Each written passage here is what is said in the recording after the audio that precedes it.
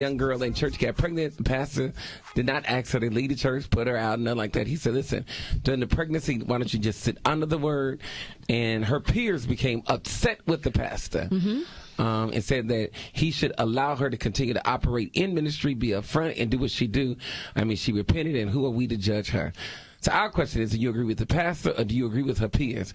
I'm just amazed at the number of you all that are calling in now that are in such agreement with the pastor. But when we addressed this with a recording artist, y'all was like, leave her alone, let her continue to travel and sing the gospel. But then you're going to take this baby and make her sit down. But you know what, this Pastor, grown, rusty woman, you're going to let her continue to fly around and sing all in your little conferences and your pulpits.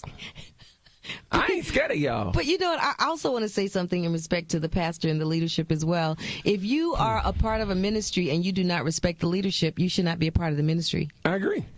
Whatever the pastor says, it is what goes. You do not question him. I agree. Because if you join with that ministry, you tie there.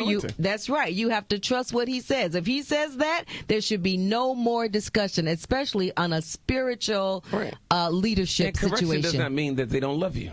Correction is love, Pastor. That's what we're reading in Proverbs this month. What did it say? Correction is what love. Proverbs say? How about judging? Judging? I ain't judging you. You're pregnant. That ain't judgment. That's reality.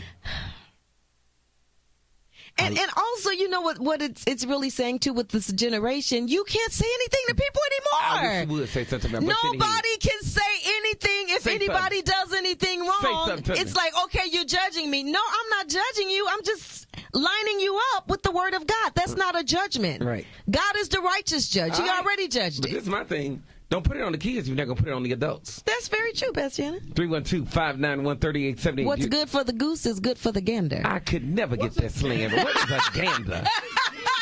What's good for the goose is good for the gander. Is that a chicken? That's one of my teachers used to say that. What's good for the goose is good for the pig. Call an animal I know about. For the pig. What's good for the pig is good for the turkey. Okay.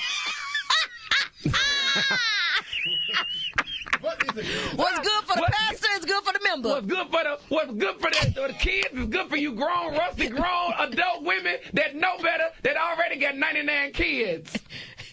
I went too far. 13-9. I agree with the pastor. It's not about the sin that she's sitting down for. She might be forgiven, but she's immature. She's spiritually immature. She needs some maturity in the spirit. And that's what she's sitting down for, sitting under the word, become more spiritually mature so that you can be able to withstand against sin. But the thing about it is those other people who don't agree with the pastor, start you a church and let her prophesy up and down the aisles in it. If you don't like what the pastor got to say. You took it too far back. It's the John Hanna Morning Show. Check it out. Get ready to win $50,000 on Inspiration